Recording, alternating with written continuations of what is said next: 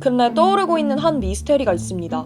이 미스테리는 굉장히 사소하게 비춰질 수도 있지만 실상은 전 지구적 차원에서 재난의 조짐으로 보여지는데요. 어느 순간부터 비싸진 꿀을 보며 왜 그럴까 살펴보니 꽤나 무서운 사실을 발견할 수 있었습니다. 최근 2, 3년 전부터 꿀벌이 사라지는 현상을 간간히 볼 수 있었지만 올해는 제주, 전남 등 남해안 지역부터 시작해 충청, 강원까지 전국적으로 퍼지고 있습니다.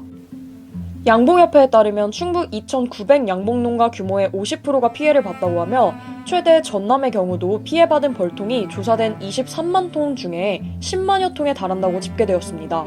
제주에서 사라진 꿀벌은 3억 마리나 되었죠.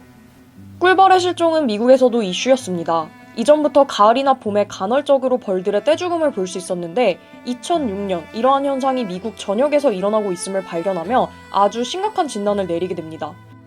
콜로니 콜랩스 디스오더, 바로 벌집, 군집, 붕괴 현상입니다. 올해 초부터 국내에서 이 현상에 대해 관계 부처가 원인을 찾고자 시도하고 있지만 사실 아직 직접적인 영향으로 밝혀진 것은 없습니다. 하지만 대부분의 양봉 농가에서는 벌들이 벌통으로 돌아오지 않는 이유로 꿀이 부족하기 때문이라고 말합니다. 대체 꿀이 왜 부족할까요?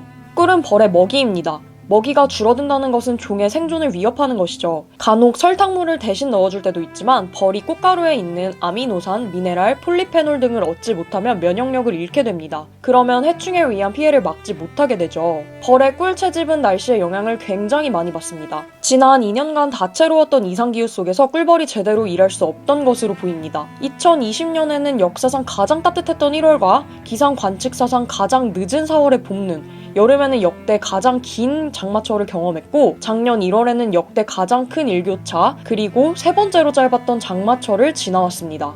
꽃은 피지만 추운 봄, 따뜻하지만 꽃이 없는 겨울, 사람도 적응하기 힘든 급격한 기온 변화, 이 작은 벌들이 살아남기에는 너무나 가혹한 환경이었던 것 같습니다.